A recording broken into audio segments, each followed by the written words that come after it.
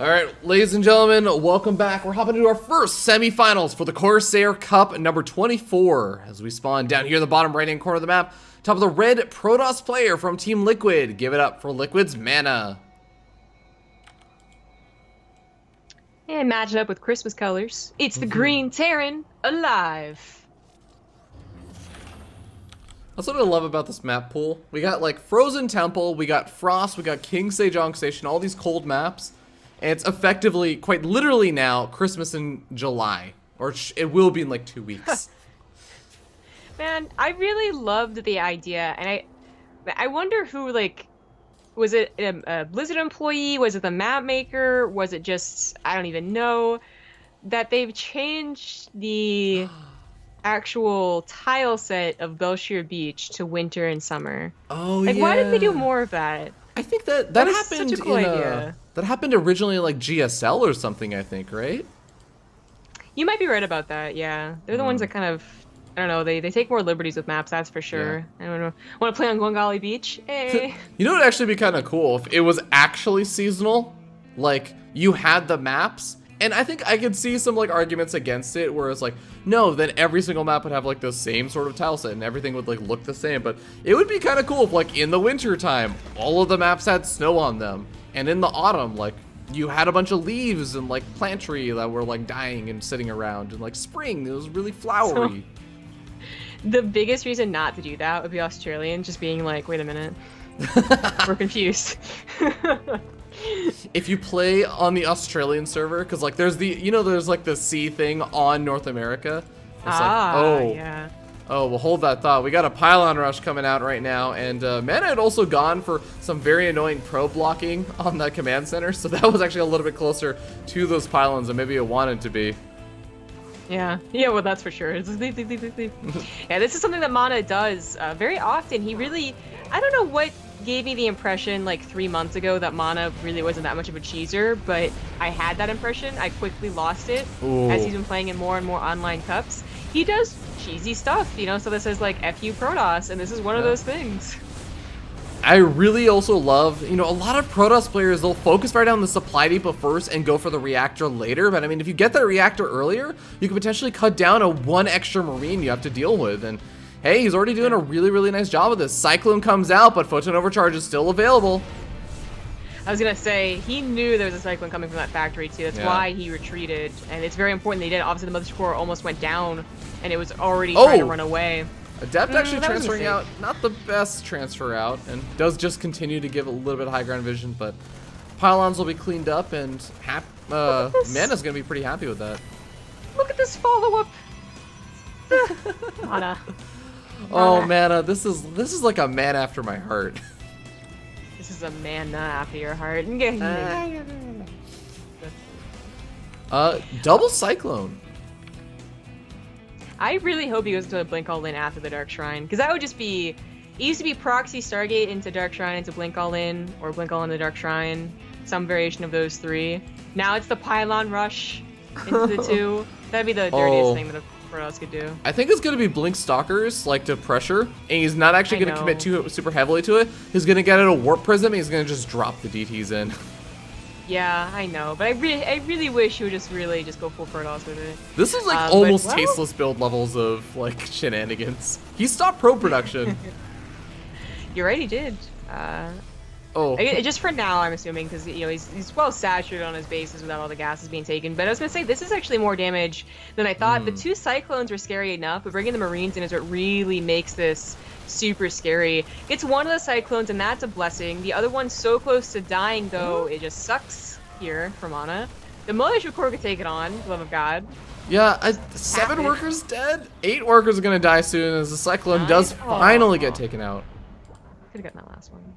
Yeah. Well, DTs are going to be looking for return damage and then some. We do have 1 missile turret going down, though. Oh, because the DT's already doing damage, that's why. 1 in the main already going at 5 SCVs. Yeah, starting to equalize already. Is going to be able to kill off another one of these missile turrets that was building inside the main base. And I guess there's another one that's going up. But man, I'm actually really surprised MaNa's not going after Stim. That's like the prime target. That's the dream. That's absolutely true, but MaNa's bringing his own army over, like the rest of his army. It's not very big, Blink but is it looks kind of finished, very though. similar to the Cyclone Marine The attack. DT on a can huge provide high ground army. vision! Oh, that is sneaky. Oh, It's that so is gross. dirty! Oh my good god. And Oh my Blink God. is going to be off cooldown soon. He can start microing. Yeah. There you go. Away from these Marines. And there's just not much army since he did that push. Were those probes worth it? This is so dirty, and I'm loving every second of it. A couple of these stalkers are going to start to fall, and there aren't exactly a lot of close reinforcement points, so these stalkers are going to be in a bit of trouble. And the Liberator started to rack up the probe kills. Oh my Doesn't god. really have a very good answer against it. There, finally, Blinks in to kill it. 7 probes to 9 SCVs. Damn, this is a very back and forth game. Yeah, but I still feel like I actually like aLive's position a little bit better just because he's starting to get up the Liberators. Like, he's getting up a normal mid-late game-ish army. MaNa's kind of committing everything that he needs in the mid and late game stages. He's committing his army to get this damage done, and he's starting to lose some of it as well as he does it. I don't know who to call this for quite yet, but I still feel a little bit better for MaNa, especially as his third base gets down and he starts building probes again. That's true. aLive is a couple SCVs just chilling, waiting for that repair, knowing he'll need yeah. it. But with Stim finishing up and maybe 1 or 2 more medevacs, oops, let me get sniped. He should be able to take on Blink Stalkers, yeah. Almost no problem. Almost. Yeah, I guess actually you do bring up a good point. Like, a lot of the SCVs aren't really minding the third expansion, not even having been started so far for aLive. Granted, maybe you can just do one of those, like, lift up your main base, float it over to the third, but I guess you combine all of that with the fact that losing that early Liberator, not having any medevacs out, so these stims are actually going to hurt him quite a bit. Ooh. Oh, whoopsie. Yeah. Supply depots were really good for MaNa to take down while he could, just accidentally taking a shot from that Widow Mine, which he's now going to get revenge on because the Observer's here. Kill it. Yeah, you always gotta give the mid game to a Terran unless they're really dying, like 10 SCVs left and no army. Because when those medevacs come out, they suddenly have the world open to them. It's like a magic carpet ride, and they can do a lot of return damage if they get a little bit of luck and are just like really good. But they can also lose everything in a blink of an eye, and that might just be game. Blink's like, gonna be off that's a lot of cooldown in a momentum second, there. and there it Oh, is. God. That is, well, look at that. the one thing that I think was really going well in favor of aLive, as you were saying, those medevacs. And honestly, like, he even lost the bunker at the front. Either that or he salvaged it when I wasn't looking. And I actually don't think anything is stopping MaNa from just walking in and continuing to harass with those Blink Stalkers. That was so much potential momentum because the army supplies were even. That was Oh really my going to God. scare MaNa, you know? But These Stalkers. now MaNa knows everything is up. He's just about caught the Liberator. Oh, So close just barely to it. misses it. Hmm. Well, he still has a star Well- sense, knowing that Liberator's coming somewhere. Yeah, there's a cannon, there's with an overcharge. It won't be able to do very much damage. Unfortunate for aLive here. Oh, Might be it's better off dead. just trying to. Well, too late. Yeah. Yeah, I was gonna say save it. I was gonna say aLive does have double upgrades on the way, so he has an upgrade lead right now if he takes a fight, which is great. But he might even have. Well, he's gonna have +1 eventually too. Armor, that is. Thanks to Riamar for donating $25 and just says, of course, hi because it's Riamar. And thanks to Texas93 for the 22-month resub. Well, thank you very much. 1 month away from 2 years. 2 months away.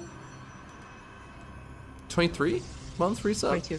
Oh, 22 months 22. resub. So, I was like, I'm pretty sure it's 22. Oh. Your math is great, 'cause you're on stream. It is. Of course, 3 medevacs dropping in the main base, able to get a little bit of damage done. One of the medevacs very, very low on health. Oh, big Widowmine shot. Kills off the Mothership Core. And wow, aLive is making the damage happen. He might even be able to kill off +1 before it finishes. Oh my god, he accidentally clicked somewhere. That the AI really sucked. Force fields go down should be great if there was like Zealots to go up against or any Adepts are actually in position, but Live just picks up if it takes on all the Blink Stalkers. Yeah, and that pylon is not being rebuilt just yet on that forge, so +1 is going to be delayed a little bit longer, and guess what? Only Adepts over here at the third. If aLive can kill off the third, I mean, that's still asking for a lot right now, but if he can somehow manage to do it, he could bring himself back. I love his like focus fire on the Blink Stalkers. Adepts aren't killing his army super quickly, especially when it comes to those Marauders. And getting the Blink Stalkers to save your medevacs, to save the drop for another day, is totally worth it for aLive. And of course, just Stalkers in general can be pretty expensive, and they really, if they're going to be used as part of your main army, they really have to be a very high number. Otherwise, they are just, you know, kind of useless unless they focus fire a medevac or two. Another drop is getting ready to go into that main base. +1 finally finishes for MaNa. I didn't even realize aLive had double upgrades finished at that point because he stalled it. Wow, that's definitely worked out really nicely for him. So he's still at least leading up 1 upgrade, and +1 armor gets started up for MaNa as he says, I need to play a little bit of catch up now. But I think this is actually getting to that weird point where he denied a little bit of mining. He did like a decent amount of damage. I actually think that aLive can just lift up his main and he'll still be on, not exactly even, he'll still be a little bit further behind, but he'll be close to even-ish. On economy, I mean. aLive, his main drop has gone for the probes, killed about 5. He's gonna get out of there once again. Just not enough Blink Stalkers to put around all of the bases since they've all been sniped. In fact, how many have gone down? 18, leaving MaNa will have to replace all of them. So he has that 12, but it's with the main army. Yeah. Well, main army gonna be a good play since he kills off both of the Liberators. That was a huge part of this. Oh, that's not ideal, and I was hoping that maybe aLive could sync this up with a drop as he does move into the third. He's killing off a couple of workers and pulling the army very far out of position, but if he loses the army, I mean, damage only does so much. Widow Mines did help out take those Adepts, though, and once the Adepts are gone, the Stalkers get on very quickly, and the Immortals can try to be focus fire. There are quite a few, though. There's actually 3, so that would still take a long time, but getting rid of that fodder is very important to the start of a hold for aLive. Barely doesn't get that medevac and is still losing a couple probes, finally picks up, but lost 10 probes. Without those Adepts, I don't think MaNa can push in anymore. aLive was ready for it, too. I mean, he's also could just transfer some of those thirds down, but he's looking for the kill instead. He's like, wait a minute, I can do this. I think the Widow Mines, they got another hit, too. Yeah. They're on cooldown in the middle of that map. Oh my god. Oh, is aLive gonna do this? No. I mean, there's an Archon in the mix. There's Force Field still available, and the biggest thing I will say is look at the medevac count. There is 1 measly medevac with this army. There's a couple more still making their way across the map, but there really is not a lot of sustainability to this push, and that's what this is going to be relying on. He has to just push. No, like, you can't go get back. your third base. You're on the other side of the map. You cannot go back to your third. I'm surprised he has a third. He seriously pulled the SCVs. Like, if his SCVs weren't with the army, I'm like, okay, it sucks you have to go back, but I understand.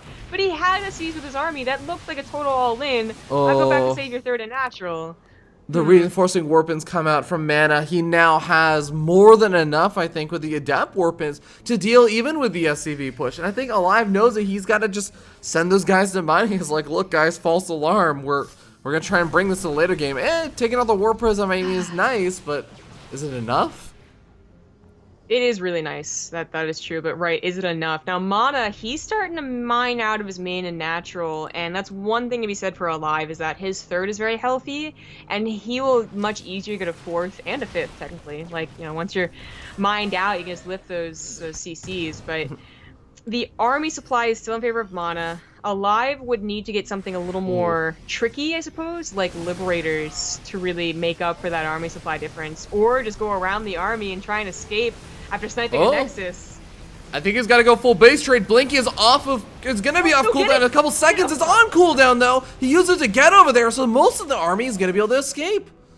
I love that aLive just runs away, by the way. Like, if he had picked up, he would absolutely be dead. But this way, at least if the Blink Stalkers start to get way too far ahead of the other army, Bio could actually take on the Blink Stalker army. And in fact, I'm surprised that with that last Blink, aLive doesn't pull back. Oh, no. He stims once again, which puts all of his units within, like, one-shot range. These Stalkers are, like, it's not very often, but I think the Stalkers could actually take a decent trade if they just continue to push in, but looks like medevacs are going to have a bit of time to heal up a lot of these units. That is the time that aLive needs to maybe stand a chance, but he's still sitting at half the supply of his opponent. Yeah, it got so much worse after that snipe. Archon is focus fire down, but so are the Liberators, and those Immortals just going to town on the Marauders. The Mules trying to do some desperate last attempt, but it's not going to work. MaNa takes game number 1. Ooh, aLive made it close for a long time, though. He kept the dream alive, but he eventually ran out of mana on those medevacs and could no longer heal his way to victory. It's not actually a super accurate description, but whatever. The pun. Thank you to Yeguzul, StarCraft 2. Ooh. Subscribed for 5 months in a row. Yeah, big thank you to you. Of course, we are going to hop to a short little break while we get ready to start the next game, since it was a fairly long game. So we'll see you guys in game number 2. Alright, ladies and gentlemen, here we are in game number 2. Went ahead and skipped the map intro since we're already getting started. And we're going to be starting down here in the bottom right-hand corner of the map. The green Terran player, give it up for aLive. In the top left as the red Protoss, he is Liquid MaNa. Gotta go over this because I did have to just ban someone. Oh. And maybe I'll unban him because we didn't give the warning today. But we don't appreciate spoilers. We let the players stream because we think it's a fun little addition that you can go check out their first-person stream. But all we ask is that you don't come back and put the spoilers in chat. Because guess what? That's kind of a dick move. And that should be obvious enough, so I might not unban you, but I don't know. I don't know. I think that was one of the rules that was like just straight up hardcore, like that should be obvious. And I think that's like probably one of the strictest things that mods will be strict about. So yeah, don't do it. Be careful, even when it comes to like kidding. Be careful, because it might not be obvious if someone actually is streaming, and just in general, we don't want to promote that. So don't be a dick. It was one of the main channel rules for a very long time. Yeah. Well, regardless, we do have this game getting underway, and this game should not be spoiled. We do already have something sort of interesting coming out from MaNa. This is a little bit less ordinary. We got a double gateway opening, and here's the thing. aLive came in with the SCV. He saw no natural, and I think that should have been enough information for him to infer that something weird is happening. Yeah. Unfortunately, can't do very much about it right now. All we can do is scout for what is the probable follow-up proxy, you know?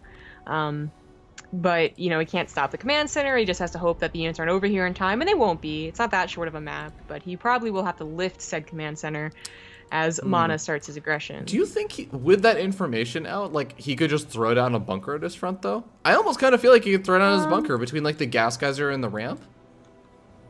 He could. I think that actually wouldn't be such a bad idea. The trick is always, like, what type of follow-up are they doing, right? Because the 2 gateways right now, that's easy enough, you're right. A bunker would take care of that. But you don't know if they're going for a nexus after that, or they proxy to Stargate somewhere, and if your Marines are in that bunker, they're not in your main. Or if they're going to do something like this, I guess it's better to have the Marines available to chase down that probe. Yeah. Well, does definitely get taken out quite quickly. It shuts that down, so Mother's Core not going to be nearly as effective as it wanted to be. A couple Stalkers can kite these Marines around with that 1 additional range with a little bit faster movement speed, but, well, I think aLive can just bide his time for at least a little bit until the Cyclone gets out. Yeah, and Cyclone is a very important defensive unit right now. The command center is just going to stay on location. In fact, an SE is even mining on it just because MaNa is focused so much on trying to break the front right here. Yeah. He doesn't even actually have much vision of it, so I don't actually think he knows about it. Well, he catches a glimpse of it. He's entirely focused on this. He brings another probe forward because he is still one-basing this. He's following it up with the 3rd gateway. There could be a time warp Blink thrown down. Stalkers. Well, I'm actually surprised he didn't try and throw a time warp down, because he could have actually just caught all of these Marines, but here comes the Cyclone. Cyclone going to make it a lot easier to get the guaranteed pickoffs on these Stalkers. Oh, you're right. At least a timer would have been something, but getting a Mothership Core also decreases the viability of the Blink Stalker follow-up because you need some high ground vision for that. Ooh, oh god, boy. this actually isn't starting off great for MaNa at all. Yeah, that's exactly what you were talking about. The high ground vision was actually a really, really important part of this push-in, because Blink is supposed to allow him to bypass anything over the front. The bunker is going down, and guess what? If aLive finishes that up, suddenly this push-in is not looking so strong. He's going to have to try and blink a Stalker up the ramp and probably sacrifice it. Oh. You know, he is taking down a lot of the Marines, though. Where's the rest of his production? A tank is on the way. He's still only on 1 barracks, and I guess he hasn't had enough gas, actually, because he hasn't saturated his 2nd one, just by, you know, he's too focused on everything else, that he's not able to get a medevac. And a medevac will help so much. If it's only a tank, it's actually worth it for MaNa to run past that bunker and try and blink onto the main. You know, get a Stalker on that ramp, and then just blink on top of that tank, which is exactly what he's going to do there. There we go. Yeah. Oh, no. Bunker in the main, MaNa's not making finished. His work. It's making his work. There's not enough units. But I mean, still, MaNa does not have a natural expansion, so even though he is leading up now 8 workers, the mules are still going to allow aLive to potentially claw his way back if he can somehow clean this up, but I mean, he is still losing so much. There's nothing. There's just No. SCV's GG. MaNa 2-0s. aLive.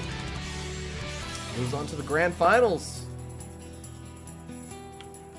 Yeah, and that sends us off into our other semifinal. Alright. aLive versus Hydra. We're gonna cut to a commercial break. No, I'm just kidding. We wouldn't do that. Yeah, we didn't play commercials with it now. That was actually a much faster game than I anticipated, and one that did not go in the favor of the person I thought it would. Yeah. And 817 G2O asking, like, is this a replay? No. Wait, is he saying, is this a reply? No, this isn't a reply. Well, I guess actually this is a reply, because I'm replying to him. But anyways, that was not a replay. The earlier discussion was just the fact that we actually have MaNa, who is streaming his own version of the games and everything, so you guys can check that out if you've probably already missed it at this point, if you weren't aware of that, for the grand finals. Of course, we just ask that you do not bring any of the spoilers back with you to the channel, because that will result in a permaban instantly. Yep. Where did Hydra go? I definitely had him in Whispers. I think he just got kicked out of the channel. Uh-oh.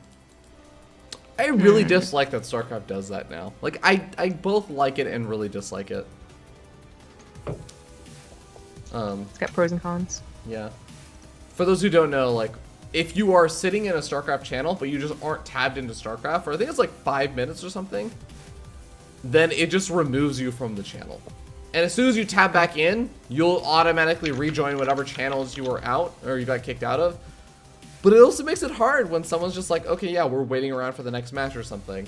And then the player gets kicked out and like, oh, they're not going to see anymore that we're ready or something. Yeah. Well, it looks like I have some downtime, as both Bly and Hydra probably were, you know, they saw the stream and that it was still 1-0 or something like that, and they were like, oh, we have some time. Or sometimes you just watch the end of the stream.